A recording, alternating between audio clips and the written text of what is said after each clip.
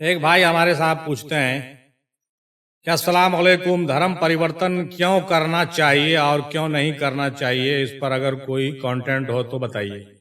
वालेकुम अस्सलाम भाई। धर्म परिवर्तन का कॉन्सेप्ट सूफियों क्या नहीं है, सीधा सीधी जान लीजिए आप। मेरी बात बुरी लगेगी कुछ खानकाह वाले लोगों को।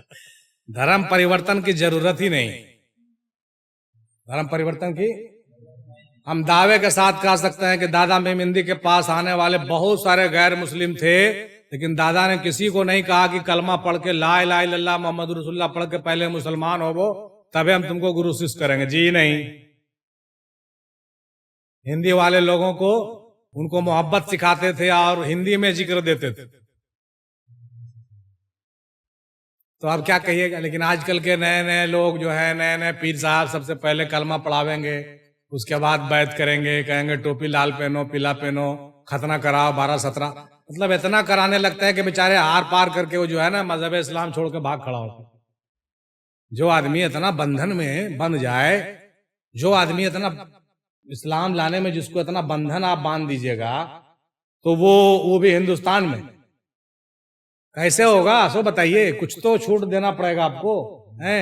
अरे ख्वाजा साहब ने कम से कम ढोलक हारमोनियम बाजा लाए तो कुछ मुसलमान लोग पकड़े हैं। वारिस अली शाह ने हिंदुओं को जो है अपने मोहब्बत के दाम में लाया तो लोग मोहब्बत करते करते वारिस के दीवाने होकर कलमा पढ़ लिए हैं। दादा हुजूर ने सबको प्रेम सिखाए, सबका भलाई किया, सबसे अखलाक मोहब्बत से पेश आए, सबको बीड़ी पिलाया, तो धीरे धीरे वो लोग सब मौतकिद हो गए।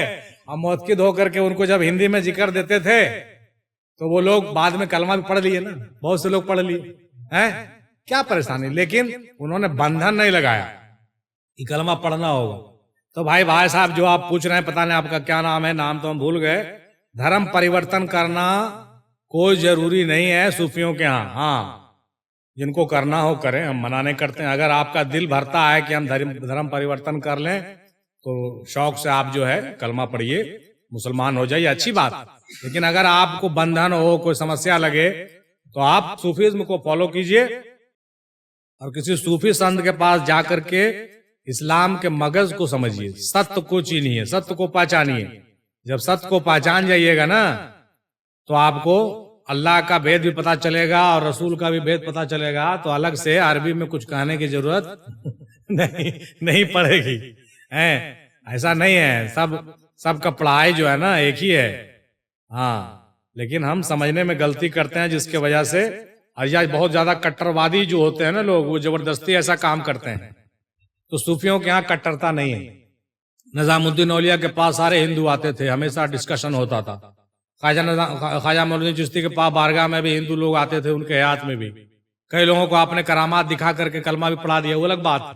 लेकिन बाद ऐसे भी लोग थे जो आपके मोहब्बतों से मौतकिद थे और बाद में शौक से अपने से कलमा पढ़ के दाखिल इस्लाम हो गए, हल्का बगोश इस्लाम हो गए, लेकिन उनको आपने मजबूर नहीं किया। आज भी कोई अगर ऐसा मजबूर करता है तो वो गलत करता है, हम उसके फेवर में बिल्कुल नहीं। कोई शौक से अगर कलमा पढ़ना चाहे इस्तकबाल है, लेकिन दबाव में आप किसी को कलमा नहीं पढ़ा सकते हैं। हाँ, सूफियों का रास्ता है, मोहब्बत सिखाइए उसको। धीरे धीरे जब मोहब्बत सीख जाएगा तो अपने मन से वो पढ़ लेगा, वो समझ जाएगा कि अल्लाह कौन है, रसूल कौन है। जब भेद खुल जाएगा ना, तो उसको ब्रह्मा विष्णु महेश समझ में आ जाएगा।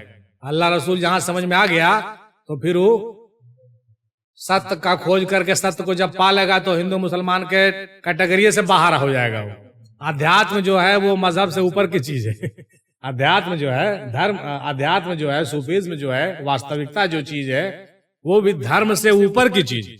धर्म तो एक बाउंड्री है, हम मुसलमान है, तुम हिंदू हो, यहूदी हो, ऐसे। लेकिन जब अध्यात्म आ जाएगा, सच्चाई की पहचान जब हो जाएगी ना, तो उससे ऊपर की चीज है। इसलिए कि सभी पैगंबर तो सत्य का ही पैगाम लेके आए ना। तो जब सत्य को आप छीन जाइएगा, पहचान जाइएगा, तो फिर धर्म कोई आड़ नहीं आएगा। दादा यही सिखाते थे। गांधी जी का वो बात याद कीजिए आप। गांधी जी कहते ठीक है, तुम गॉड को नहीं मानते हो, कोई बात नहीं, ईश्वर को मत मानो, मगर सत्य को तो मानोगे ना।